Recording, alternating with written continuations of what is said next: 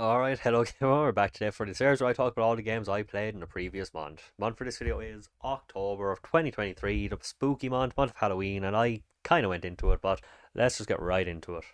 I guess I'll just start by pointing out I finished Kingdom Hearts on stream, finally got, I've got the first one, Platinum Trophy, once again. I got on PS3 years ago. The PS4 version was a bit, nerfed in terms of difficulty. You didn't have to get all the blueprints, you had to get 30, which is unbelievably different. In the original, you had to go through every Gummy ship. There's three, sometimes incredibly difficult missions on every world. By this one, I think I was done by. It might have been Deep Jungle. It might have been the one after that, but that was because I did three on every one of them. There was like five or six worlds that you could easily do it very differently, toned down a lot. It was good to go through again a few times. I loved the game. I'll probably, if ever, like, if the Platinum Trophy was different on PS5, a separate trophy, I'd do it again eventually. It's one of my favourite games of all time. It's just a game I cherish. I have a lot of fun playing it. And it was fun to go through here as well. But yeah, once again, we're done with that. I don't know if I mentioned this last time. I probably did. I don't even know if I'd started yet. I tried to play through the story mode of Mortal Kombat 1. It was fine. It was average. The fighting is definitely a lot better than. I think I did mention this. I think the fighting is way better than 11. Not as good as 10. Story wise, it's fine. It's average, I think. I don't have much to say about it. It's a fine game. My friend who is a huge fan says it's probably one of the most bare bones of the franchise, but I can't talk much about that. I just think it's fine. It's a fine game. I'm probably mostly done with it, to be honest, but yeah. I played through the first chapter, episode, whatever, of Alan Wake 1. I think it only took me about an hour and a half because I was tired. I just left it after that, but I can definitely see myself getting into it. Because of something else I started very recently, I haven't played much of it yet, but we'll get to that in a minute. I'm just going to go in order here. I'll definitely go back to it, but I started a different horror game, and that took up every time I've been streaming since, because that's what I was doing Alan Wake, but yeah, I'll get back to it soon. I'm sure I've mentioned this already, but I've also been playing through Far Cry 6. I've been playing a lot more because it's 100 fucking gigabytes and I want to finish it to get it off my PS5 because the PS5 storage is a joke. Uh, it's roughly the same as the PS4. That's fucking inexcusable. The PS3 started what, 100 gigabytes, and eventually went up to, and the PS4 had 500. Why is the PS5 only like 100 more than that? That's come the fuck on. Do better. Little mini rant. It just pisses me off, is all. I still don't think. I think it's probably the worst Far Cry game I've played ever. It's a mix of the story I genuinely could not give a shit about. A bit more sometimes in the second half, but only at like the very end of the character stories. The graphics, they're fine. They should, like, I'm looking at this expansive, huge jungle with the sun setting on it. It should be one of the most beautiful things I've ever seen, but I can't bring myself to give a fuck. The characters can be insufferable. I swear, this one fucking guy, I think what was his name? It was like Beathrow or something, I don't know. He sounds like a fucking bad Adam Sandler voice going on for the whole time. He's annoying as fuck. The missions are repetitive. They go on way too long. Like I swear I was with like 10 minutes doing it, just defending the enemies running at me. It was like, oh, there's one. Boom, boom, boom, boom, boom. Game. Oh, there's one. Way too long. I did get a bit better in the second half. It has the same kind of just I'll do one more little thing, but it just feels so fucking lacking.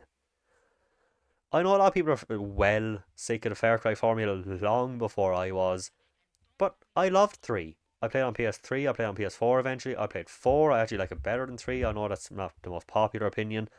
Even 5, which was a lot of people fell off, I loved it. Not nearly as much as the other two, but I really liked it. I played all the DLC, even New Dawn, which had problems for me. Even fucking Primal, I found really fun.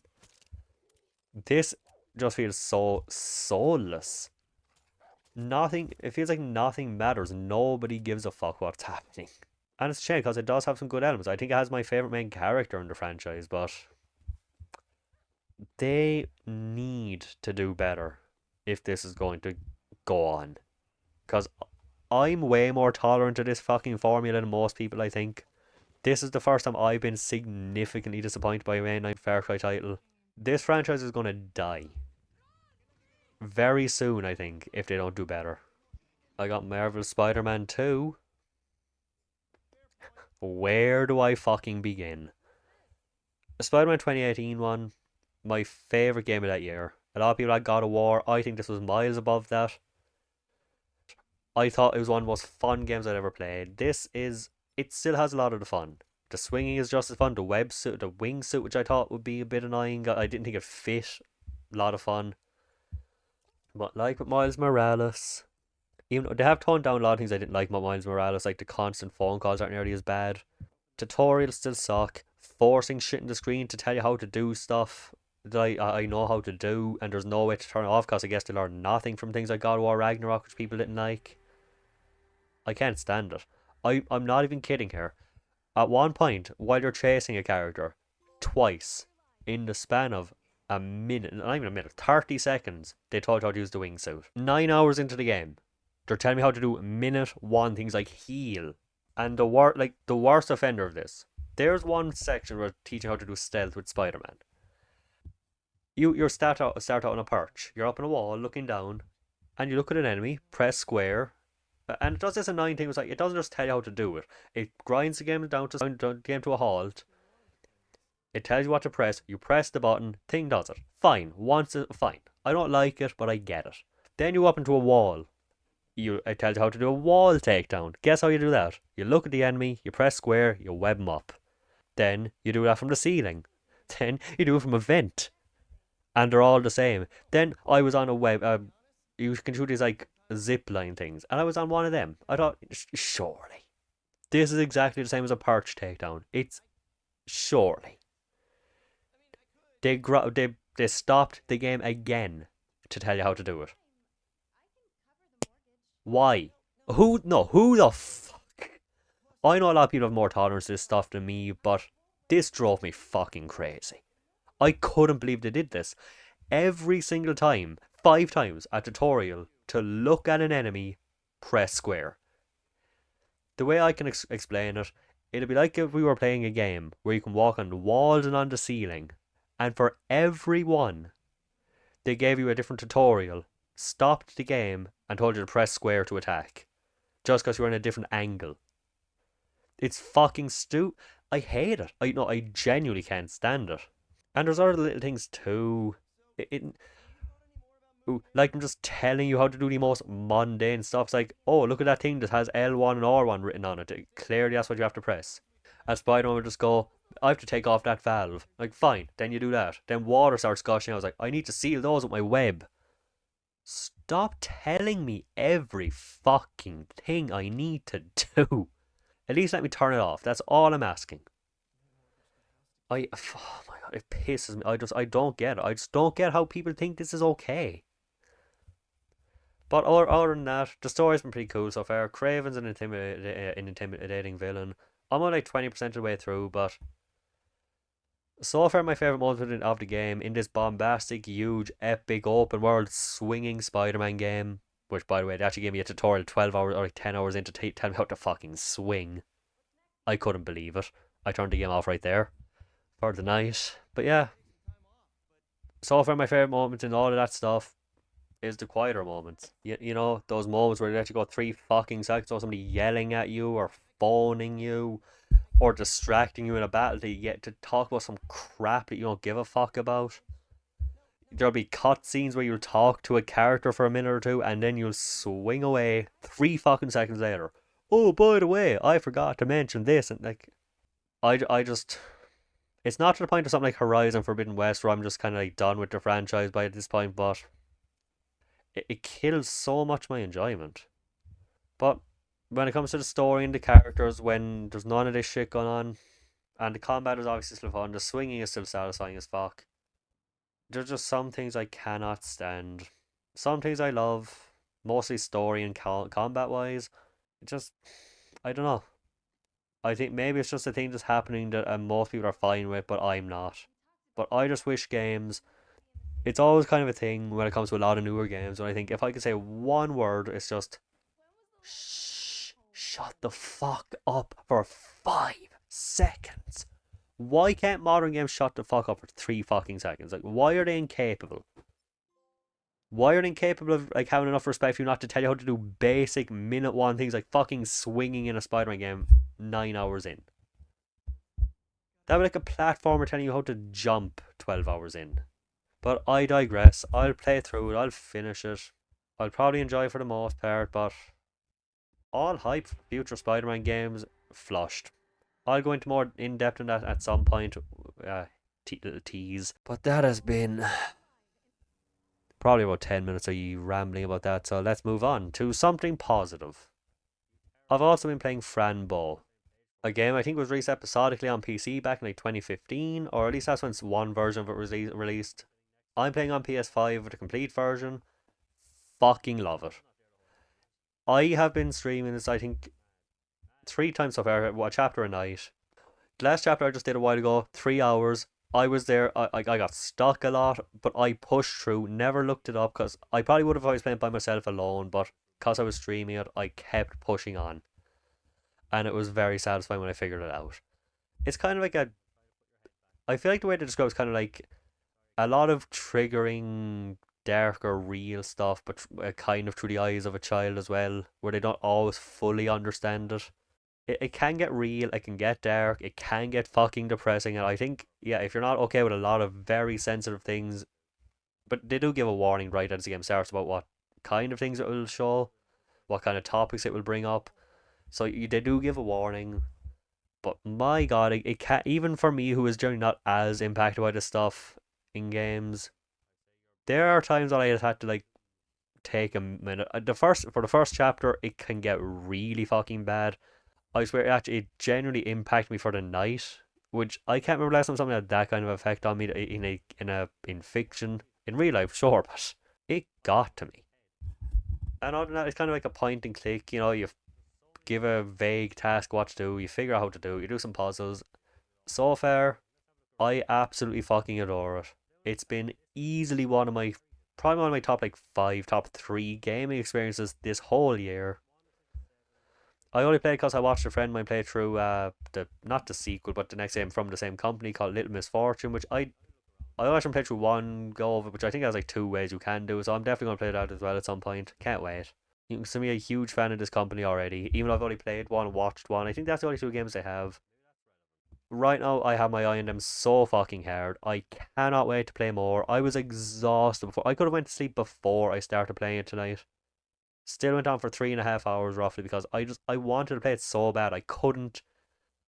I could have gone to bed, but I just really wanted to play it that badly, and I'm so glad I did because it was one of my favorite chapters so far. But yeah, I recommend trying it out if you're okay with very sensitive things. And like I said, it gives you a warning what it's going to discuss beforehand, so you can decide based on that if you want. I love it. As for the stuff I've been playing here, for the start of the month, I've to look at the first game of the franchise in honor of what came out recently. I had a quick call Mortal Kombat 1 on the Super Nintendo and the Sega Mega Drive, and oh my god, did I suck. I think I got a bit better at the end by being a bit cheap, but you know what? It's hard to go back to. I have a lot of nostalgia for it. It was like me and my friends and my brothers played fucking hours of that game back when we were younger on the Super Nintendo. And I don't care what anyone said. The Super Nintendo version is way better. The Super or Sega version has the blood. It has some things going for it, but I think the Super Nintendo version in a lot of ways is significantly better. Still hard to go back to, and it is hard. Like you have no idea. When I was playing on Sega, it automatically starts on easy, and that's the only reason I think I got as much through it as I did. I couldn't even get to the end. I couldn't beat the tournament. I died very close to the end. I will grant me that, but I lost all my continues on easy. That tells you. Not that I'm a fighting game expert or anything. It's hard to go back to such a primitive fighting game. We have like two moves and a punch and a kick and an uppercut. Still though, I can really see even go back to now after the first time like over probably 10 years, maybe more. I can kind of see why it started something so big. Also, for some reason, random, the Super Nintendo and the Sega version have different Scorpion taunts when he says "get over here" or when he throws out the harpoon. One says "get over here," one says "come here." Do I even need to say which one's better? I probably mentioned it last time, but I finished Uncharted 3 just yesterday, actually, yeah. Just yesterday, I finished it. I enjoyed it more than I usually do, most because I wasn't in a rush. I wasn't trying to just finish it to finish it. I wasn't trying to get treasures. I still think it's probably the worst of the first trilogy. I still like it better. No, what I'm saying. I probably like it a bit better than 4. I know that might sound crazy to some people, but I don't like 4 as much. As I probably mentioned, it's sort of kind of I feel like a lot of it is definitely better. It's just, I think it's way harder to replay. Because I think for the first like 7 chapters of Uncharted 4, you were just. It's very hand-holdy for the first few, like 7 chapters. I think the first chapter you get a platforming section and a shootout is like chapter 7 or 8. The tutorial, this is about Uncharted 4. I'll get to that when I play it, I guess. Uncharted 3 has a lot of problems, but I enjoyed it here more than I usually do. So, what can you do? I'm glad I did it. I also finished Goof Troop. I think I might have briefly touched on this last time because I'd probably done the first level. One of the most underrated Super Nintendo games I've ever played. Fantastic experience. Everyone should play this if you like Disney games. This is, I think it might be my second, at least in the top, definitely in the top 3. Up there with like Tarzan and Lilo and Stitch on the PS1, actually, believe it or not. Even Lilo and Stitch had a great track record from both of the games, but you know what? This is such an underrated gem. And it kept getting better and better to a surprisingly difficult end too. I'm a big boy and I had struggles. I can't imagine playing this as a kid. Some of the puzzles were crazy, and like not insanely, but for how small and simple they looked, some of them could get really tough. What a game! Absolutely loved it. Bosses were a ton of fun. Probably one of my top 10 Super Nintendo games ever, which I know isn't saying a lot because I haven't played a ton, but highly recommend if you like Disney stuff.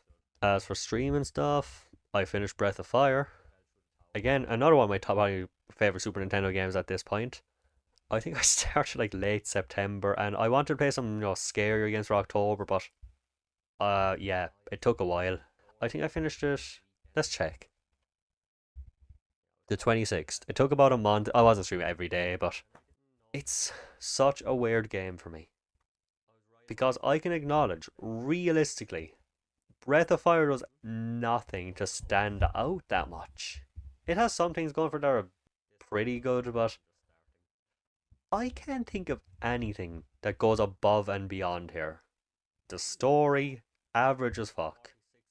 If you can even call it, there's barely a story. It just kind of pops up bit by bit. It's kind of like Final Fantasy 1 style. You have a vague overarching defeat the bad guy, then you go to one village. Oh, here's our problem solved. Next village. The characters are blank slates. They have like maybe 2 lines of dialogue, and sometimes they try to act like they have a character. Like they'll have a character like, "Oh, you're more annoying than this character," even though they've never ever have a fucking line of dialogue together. But they still do it. The combat is what you expect. You press X to attack. You have magic. Nothing special. The world is pretty cool, I will say. I do like the world. Nothing about this really goes above and beyond to stand out from other JRPGs. But for some reason, I adored every second of it. And it's honestly become probably one of my favourite non Final Fantasy JRPGs out there. This game that I cannot think of a single aspect that is great. But it's more than the sum of its parts. I guess that's a perfect phrase for it. It is one of the most cryptic games I've ever played in a lot of ways. Like I can't even explain how bizarre some of these are. I spent like 2 hours trying to solve one thing, and again, if I wasn't streaming it, never in my fucking life would I have spent that long alone searching. I would have looked it up 20 minutes in. Like the one example I'll give, where they blatantly fucking lie to you, because it's a Super Nintendo game. Storage space limited, text space limited kind of thing. You have to find a thing called a C nut. Now, I thought a C nut would probably be a cold nut, because you have a different item in battle. It's like a C something, a C stone or something. You throw it, it's ice. So I thought, C nut, cold nut, makes sense. Then somebody in chat came along and said, "Hey, is it possible the C nut stands for coconut?" When he said that, within 2 minutes, I found it. Because he didn't give me any, like, huge hint. He didn't give me any, like, "Oh, you just go to this spot." He wasn't, like, it wasn't a overbearing thing. It was just the name of the fucking item. 2 minutes later, found it. The only example where this was even slightly hinted at was one character, I swear to God, I couldn't fucking believe it, who says, "I want a sea nut, or no, I want some nuts, but nuts don't grow on pine or palm trees." Guess where I got the coconut? On a fucking palm tree. I couldn't believe it. The only character to reference a fucking nut lying to me. I couldn't believe it. But yeah, I honestly, the worst part is technically he wasn't lying because coconuts aren't nuts. But I absolutely adored it. I think the end is the only part I kind of don't like because they give you this boss who has like insane HP. I think I spent genuinely 40 minutes or to an hour and 20 minutes and then lost. There is a true end as well, which is a lot easier and faster. But there's no way you're figuring that out by yourself. For most people. You have to get very specific items which are hard to find. I don't know how you'd even guess there was a true end. Like, but it was a much better ending, much quicker. But yeah, absolutely fucking loved it. One of my favorite JRPGs ever, and I don't even know why. Consider me a new fan of the franchise. I've heard I've heard the later ones can be better, and if they're any better than this, I'm in for a journey, and I cannot wait. Not too soon because I'll burn myself out, but yeah, Breath of Fire, new fan, and that appears to be it. The other stuff I played were stuff I streamed as well, but like Fran Bow, like I mentioned earlier, and Alan Wake. Who knows if I'll. Well, I'm recording this a bit early. Who knows if I'll have done something different for Halloween? Probably not. I'm too into Fran Bow. I'll probably finish that over the next few days.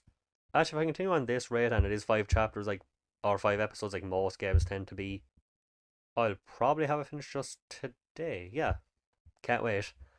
Who knows? Maybe my opinion will have completely drastically altered. If it does, I'll have to.